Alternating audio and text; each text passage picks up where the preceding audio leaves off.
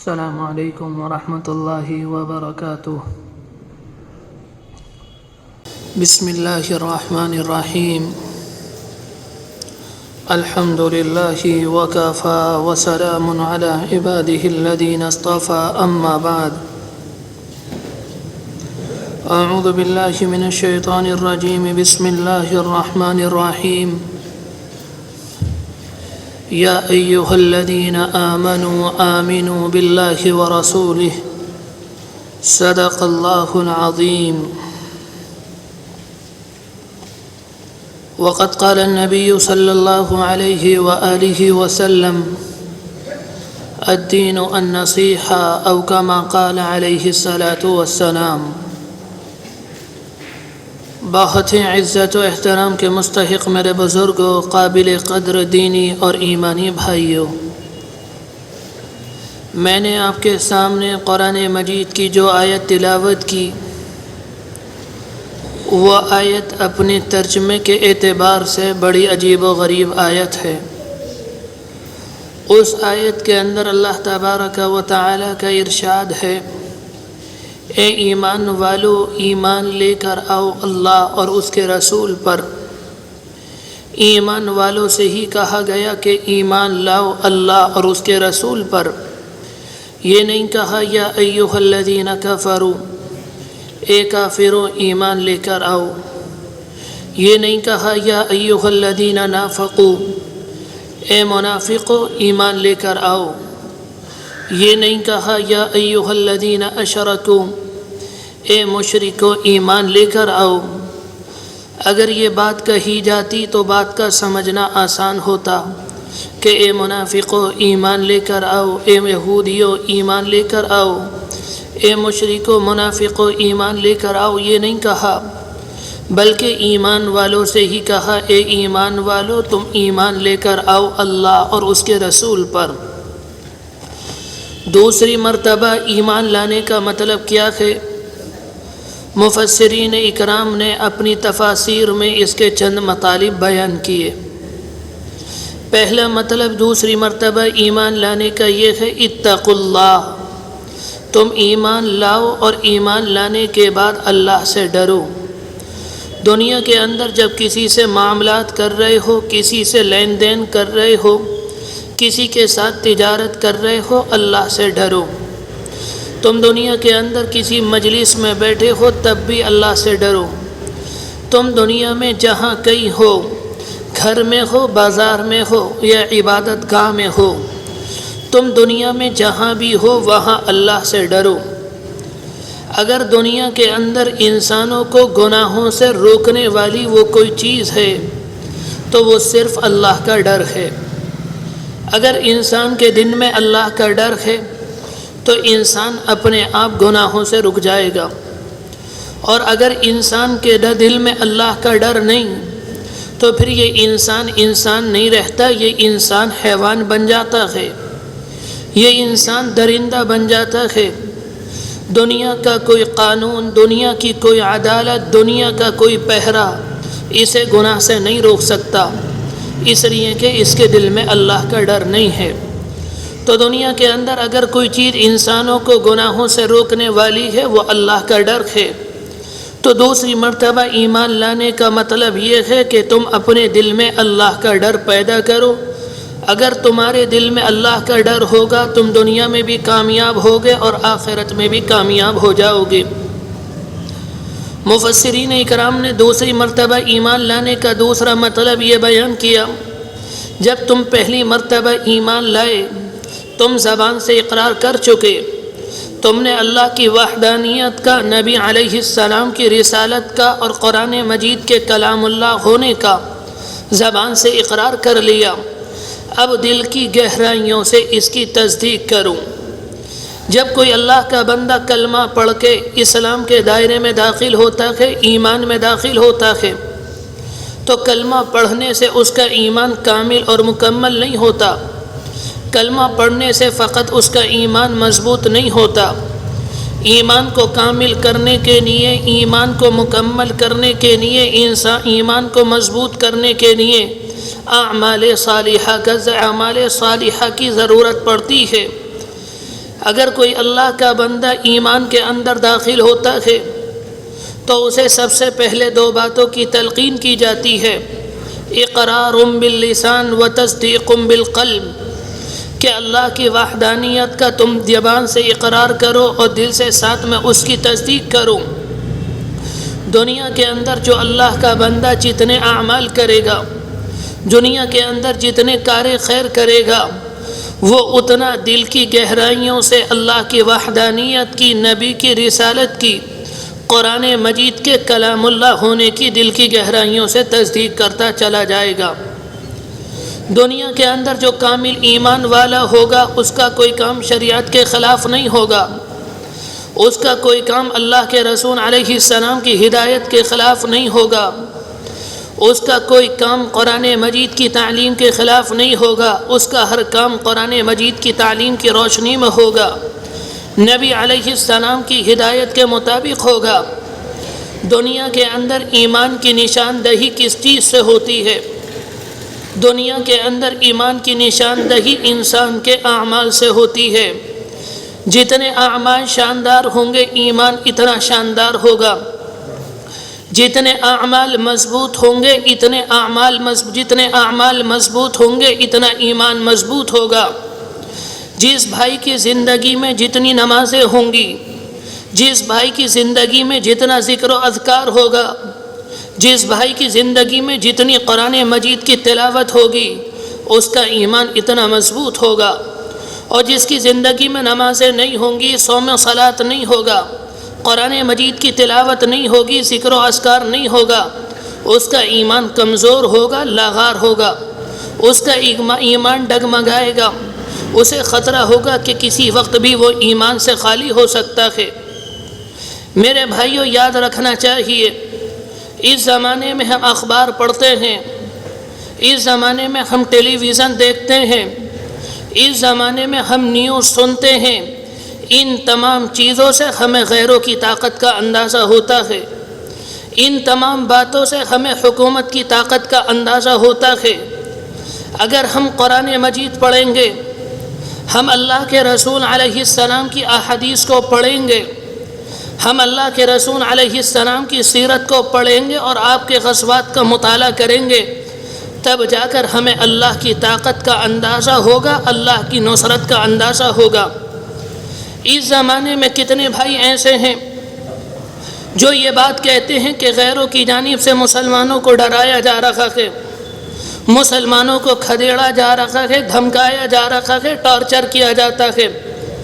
یہ ساری کی ساری باتیں تو ہمیں نظر آتی ہیں کہ غیر کس طرح سے مسلمانوں کو پریشان کر رہے ہیں، لیکن ہمیں اپنے اوپر غور کرنے کا موقع نہیں ملتا۔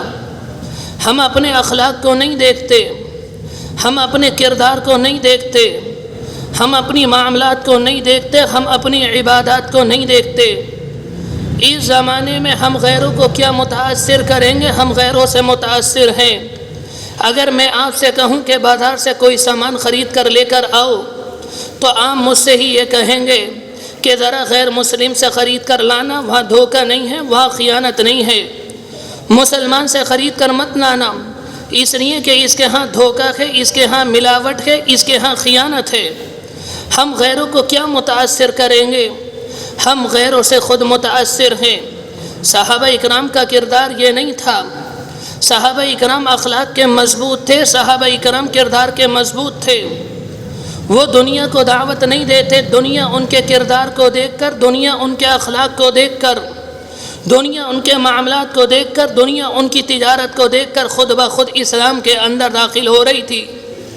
جس زمانے میں صحابہ اکرام کا قافلہ ملک عرب سے سامان تجارت لے کر انڈونیشیا پہنچا، اور انڈونیشیا کے بازار میں، وہاں کی منڈیوں میں صحابہ اکرام نے اپنی دکانوں کا سجایا، صحابہ اکرام نے اپنی دکانوں کو لگایا۔ جب نماز کا وقت آتا، صحابہ اکرام اپنی دکانوں کو بند کرتے، اطمینان سے جا کر نماز پڑھتے، اطمینان سے اذان دیتے، نماز پڑھتے، پھر اس کے بعد سنتیں پڑھتے، نوافل پڑھتے، پلٹ کر واپس آتے تو دیکھتے کہ دکانوں پر لوگوں کی قطاریں اور لائنیں لگی ہوئی ہیں، لوگ صرف ان سے سودا لیتے، ان کے علاوہ کسی اور سے نہ خریدتے، لوگوں سے معلوم کیا گیا کہ دکانیں اور بھی ہیں، تم ان سے کیوں نہیں خریدتے؟ لوگ کہتے تھے یہاں خیانت نہیں ہے، لوگ کہتے تھے یہاں دھوکہ نہیں ہے، یہاں ملاوٹ نہیں ہے۔ لوگ صحابہ اکرام کے انتظار میں کھڑے رہتے، صحابہ اکرام لوٹ کر واپس آتے اور اپنی دکانوں کو کھولتے، لوگ صحابہ اکرام سے سودا لے کر واپس ہو جاتے۔ جب وہاں کے لوگ کی طبیعت صحابہ اکرام کی طبیعت سے مانوس ہوئی تو انہوں نے صحابہ اکرام سے معلوم کیا کیا بات ہے، یہ یہاں کے لوگ صرف آپ سے سودا لیتے ہیں، آپ کے علاوہ کسی اور سے کوئی سامان نہیں خریدتے۔ جب آپ اپنی نماز اپنی دکانوں کو بند کرنے کے بعد عبادت ادا کرنے کے لیے چلے جاتے ہیں، یہ آپ کا انتظار کرتے ہیں، کسی اور کے پاس نہیں جاتے۔ کیا بات ہے؟ صحابہ اکرام نے ان سے کہا ہم ایمان والے ہیں، ہم مسلمان ہیں، ہم اللہ کو ایک ماننے والے ہیں، اللہ نے ہمیں میں سے ایک کو اپنا پیغمبر بنایا، اس نے ہمیں تجارت کے اصول بتائے، اس نے کہا جب تجارت کرو تو دیانت کرو، اس میں ملاوٹ مت کرو، اس میں دھوکہ نہ دو۔ صحابہ اکرام کی تجارت کو دیکھ کر لوگ اتنے متاثر ہوئے، انہوں نے خود آ کر صحابہ اکرام سے کہا آپ کے اخلاق اتنے اچھے، آپ کی تجارت اتنی اچھی، ہم آپ سے مانوس ہو گئے، ہم اسلام کے اندر داخل ہونا چاہتے ہیں۔ تو انڈونیشیا کی ایک بہت بڑی جماعت صحابہ اکرام کی تجارت کو دیکھ کر اسلام کے اندر داخل ہو گئی۔ میرے بھائیوں، اس زمانے میں آج ہمارا حال، ہم اپنے آپ کو مسلمان کہتے ہیں، لیکن اگر ہم اپنے آپ پر غور کریں گے ہمیں اپنے آپ کو مسلمان کہنے میں شرم آئے گی۔ ذرا کبھی ہم اپنے جسم کے ہر عضو پر غور کریں کہ ہمارے جسم کا ایسا کون سا عضو ہے جو اسلام کے تابع ہے۔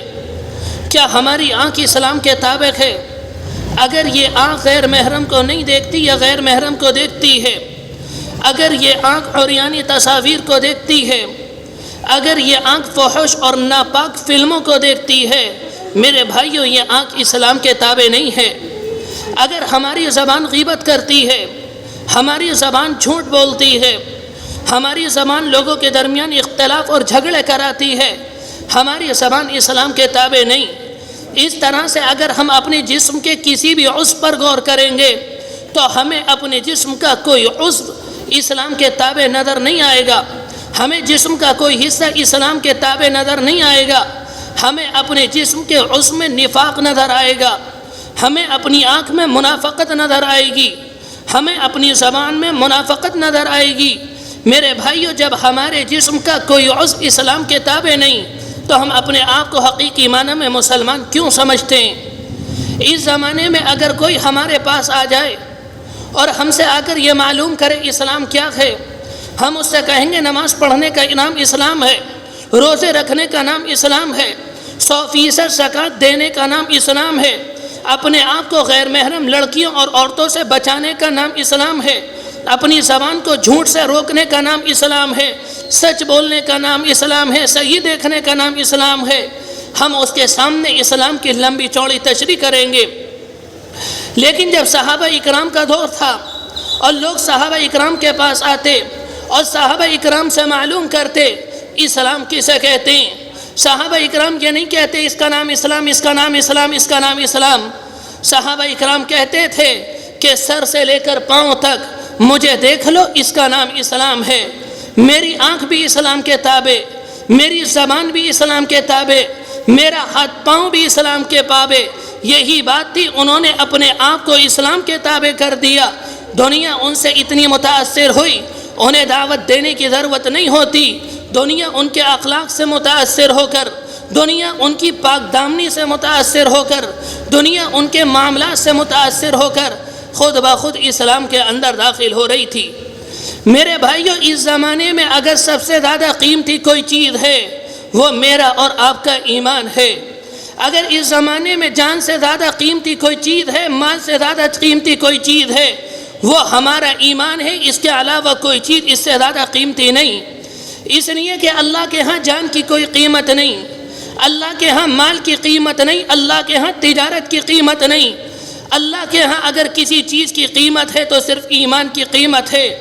اللہ کے رسول علیہ السلام نے فرمایا، جب تک اس دنیا میں کوئی ایک اللہ اللہ کہنے والا رہے گا، اللہ اس دنیا کے نظام کو ایسے ہی چلاتے رہیں گے۔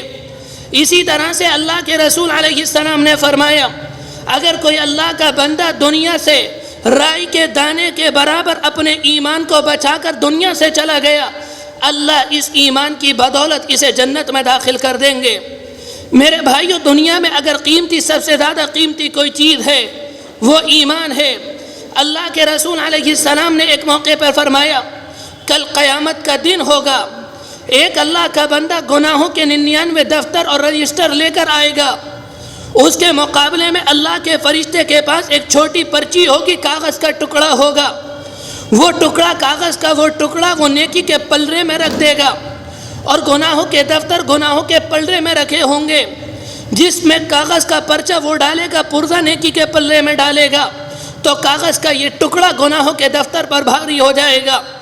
وہ بندہ اللہ سے حیرانی کے عالم میں معلوم کرے گا اللہ کیا بات ہے، ادھر یہ اتنے بہت سے دفتر، اتنے بہت سے رجسٹر، ادھر یہ کاغذ کا ایک ٹکڑا، یہ ان پر کیسے بھاری آ گیا؟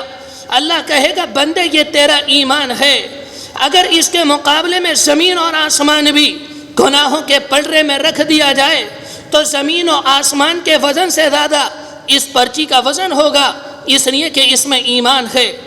تو میرے بھائیو، دنیا کے اندر اگر سب سے زیادہ قیمتی کوئی چیز ہے وہ ایمان ہے، ایمان سے زیادہ قیمتی کوئی چیز اس دنیا کے اندر نہیں۔ ہمیں اور آپ کو جس چیز کی اہمیت ہوتی ہے ہم اس کی حفاظت کرتے ہیں، اور جس کی اہمیت کا اندازہ نہیں ہوتا ہم اس کی حفاظت نہیں کرتے۔ آج جان کی اہمیت کا اندازہ ہے، جان کی حفاظت کرتے ہیں۔ آج مال کی اہمیت کا اندازہ ہے، مال کی حفاظت کرتے ہیں۔ آج تجارت کی اہمیت کا اندازہ ہے، تجارت کی حفاظت کرتے ہیں۔ آج مال کی اہمیت کا اندازہ ہے، مال کی حفاظت کرتے ہیں۔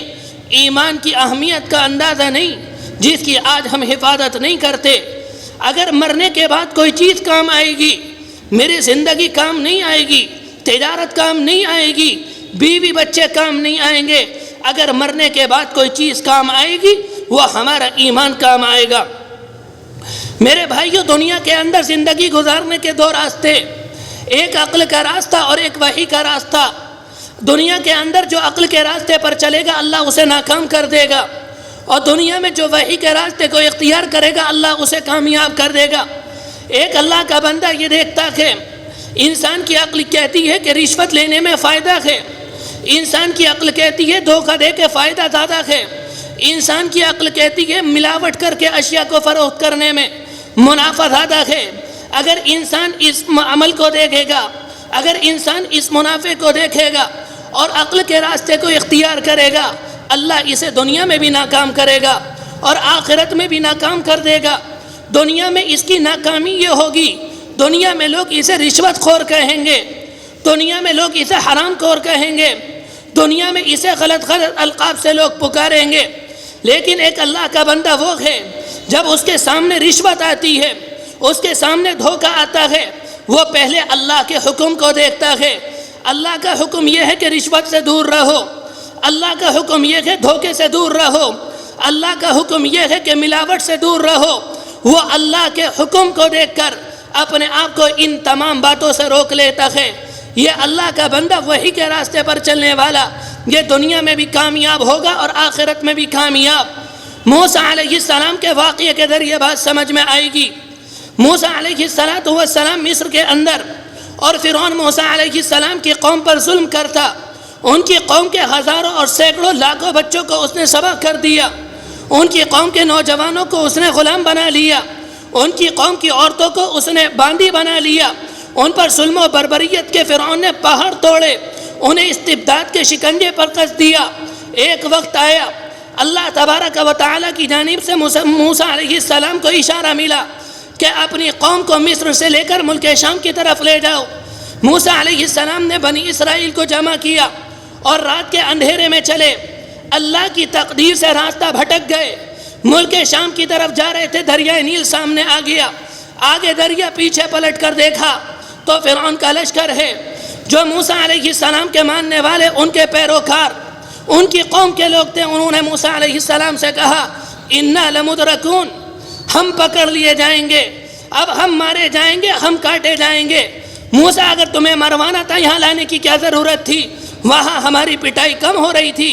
موسیٰ علیہ السلام نے نبوت کی پرجلال آواز میں یہ بات کہی، کلا ہرگز نہیں، میں تمہارے مروانے کے لیے نہیں آیا، میں تمہیں کٹوانے کے لیے نہیں آیا، ان معی ربی، میرا رب میرے ساتھ ہے۔ میرے بھائیو، اس زمانے میں اگر ہمیں ڈرایا جائے، اس زمانے میں اگر ہمیں دھمکایا جائے، اس زمانے میں اگر ہمارا ٹارچر کیا جائے، اگر ہمیں اپنا ایمان مضبوط کرنا چاہیے، جب ہمیں ڈرایا جائے ہماری زبان پر جملہ ہو کلا ہرگز نہیں، یہ کچھ نہیں کر سکتے، دنیا کے اندر وہ ہوگا جو اللہ کا حکم ہوگا، ان معی ربی، بے شک میرا رب میرے ساتھ ہے۔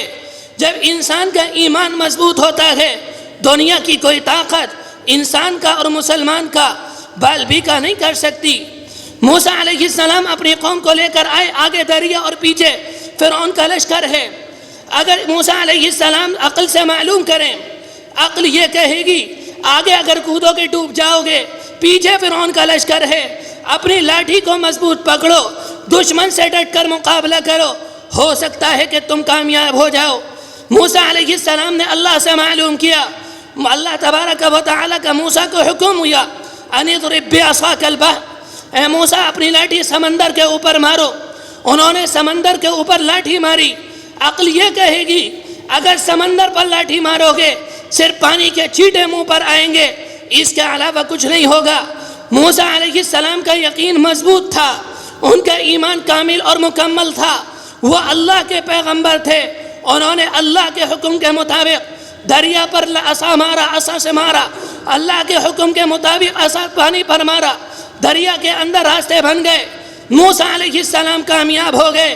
میں آپ سے معلوم کروں، اگر موسیٰ علیہ السلام عقل کے راستے کو اختیار کرتے اور وحی کے راستے کو چھوڑ دیتے، موسیٰ علیہ السلام کامیاب ہوتے یا ناکام ہوتے؟ موسیٰ علیہ السلام ناکام ہو جاتے۔ میرے بھائیوں، بالکل اسی طرح سے اگر اس زمانے میں ہم عقل کے راستے کو اختیار کریں گے، اگر ہم رشوت لیں گے، اگر ہم سود لیں گے، اگر ہم حرام لیں گے، اگر ہم دغا بازی کریں گے، یہ عقل کا راستہ اگر اسے اختیار کریں گے، اللہ دنیا میں بھی ناکام کرے گا، اللہ آخرت میں بھی ناکام کر دے گا۔ میرے بھائیوں، دنیا کے اندر جتنے انسان ہیں، اللہ تمام انسانوں کو آزماتا ہے۔ قرآن مجید کی آیت ہے، احسب الناس، کیا لوگوں کا گمان یہ ہے کہ ان کے محض یہ کہہ دینے سے کہ ہم ایمان لے آئے انہیں چھوڑ دیا جائے گا، انہیں آزمایا نہیں جائے گا؟ قرآن مجید کی آیت ہے، وَلَقَدْ فَتَنَّ الَّذِينَ مِن قَبْلِهِمْ، ہم انہیں بھی آزمائیں گے، ان سے پہلے جو امتیں تھیں ہم نے انہیں بھی آزمایا۔ فَلَيَعْلَمَنَّ اللَّهُ الَّذِينَ صَدَقُوا وَلَيَعْلَمَنَّ الْكَاذِبِينَ، تاکہ اللہ جان لے عقل کے راستے پر چلنے والا کون ہے، وحی کے راستے پر چلنے والا کون ہے۔ دنیا کے اندر جو عقل کے راستے پر چلے گا اللہ ناکام کر دے گا، اور جو وحی کے راستے کو اختیار کرے گا اللہ اسے کامیاب کر دے گا۔ اگر دنیا میں کسی کو پیسے ملے، پیسے اس کے لیے آزمائش ہے۔ اگر دنیا میں کوئی غریب ہے، غربت اس کے لیے آزمائش ہے۔ اللہ پیسے دے کے آزماتا ہے، میں نے اسے مال دیا، میں نے اسے دولت دی، میرے بندوں کی مدد کرتا ہے یا نہیں، غریبوں کا خیال کرتا ہے یا نہیں، بیووں کا خیال کرتا ہے یا نہیں، یتیم بچوں کی پرورش کرتا ہے یا نہیں، 100% زکوٰۃ دیتا ہے یا نہیں۔ اگر ان تمام کاموں کو کرتا ہے، یا اپنی آزمائش میں یا اپنے امتحان میں کامیاب ہے، اگر مال ہونے کے باوجود غریبوں کا خیال نہیں کرتا، زکوٰۃ نہیں دیتا، یہ اپنے امتحان میں ناکام ہے۔ اللہ غریب کو غربت دے کر آزماتا ہے، یہ لوگوں سے شکوے کرتا ہے، شکایتیں کرتا ہے۔ اگر یہ شکوے اور شکایت کرتا ہے یہ ناکام ہے، اور اگر یہ کہتا ہے میں اللہ کا بندہ ہوں، اللہ کے فیصلے پر راضی ہوں، اگر اس نے مجھے غریب بنایا میں اس کے اس فیصلے پر راضی، اگر وہ مجھے خوشحالی دے گا میں اس فیصلے پر راضی، تو یہ اللہ کا بندہ اپنے امتحان کے اندر کامیاب ہے۔ اس زمانے کے اندر کتنے بھائی ہیں جو اپنے کاروبار کو لے کر پریشان ہیں، جو اپنے گھر کی باتوں کو لے کر پریشان ہیں، آ کر کہتے ہیں کاروبار تھا وہ ختم ہو گیا، ایک دکان تھی وہ دکان بک گئی، اب گھر کا نمبر آ گیا۔ ہم ان تمام باتوں پر غور کرتے ہیں، لیکن ہم یہ نہیں دیکھتے گھر کے اندر یہ حالات آئے کیوں، کاروبار ختم کیوں ہوا، زمین کیوں بکی، مکان کیوں بکا۔ اللہ تبارک و تعالی قرآن مجید کے اندر کہتا ہے اگر نماز نہیں پڑھو گے، اگر روزہ نہیں رکھو گے، اگر زکوٰۃ نہیں دو گے، اگر زنا کاری کرو گے، اگر ناکام کرو گے، ہم تمہاری روزی پر تالے لگا دیں گے۔ اگر تم یہ چاہتے ہو تمہارے رزق میں برکت دے دی جائے، تمہارے رزق کو کشادہ کر دیا جائے، اسے تمہارے گھروں میں نازل کر دیا جائے، تم نماز پڑھو، تم زکوٰۃ دو، تم اپنے آپ کو گناہوں سے روک لو۔ قرآن مجید کی آیت ہے وَلَوْ أَنَّ أَهْلَ الْقُرَىٰ آمَنُوا وَاتَّقَوْا، اگر یہ سارے کے سارے لوگ اللہ سے ڈرنے والے بن جائیں، لَفَتَحْنَا عَلَيْهِمْ بَرَكَاتٍ مِّنَ السَّمَاءِ، اللہ کہتا ہے کہ زمین اور آسمان کے دروازے، زمین اور آسمان کی نعمتوں کے دروازے ہم ان کے اوپر کھول دیں گے۔ اگر گھر کے اندر تنگی آئی ہے وہ ہمارے کرتوتوں کی وجہ سے آئی ہے، اگر گھر کے اندر پریشانی آئی ہے وہ ہمارے گناہوں کی وجہ سے آئی۔ اگر ہم گناہوں کو نہیں چھوڑیں گے حالات اور زیادہ خراب ہوں گے۔ اگر ہم چاہتے ہیں گھر کی تنگی ختم ہو جائے، اللہ کی طرف آ جائیں، نماز کی طرف آ جائیں، روزوں کی طرف آ جائیں، زکوٰۃ کی طرف آ جائیں، اگر یہ ہم سارے کام کریں گے اللہ ہمارے گھر کی تنگی کو دور کر دے گا۔ جو بات کہی گئی اللہ عمل کی توفیق نصیب فرمائے۔ وآخر دعوانا ان الحمد للہ رب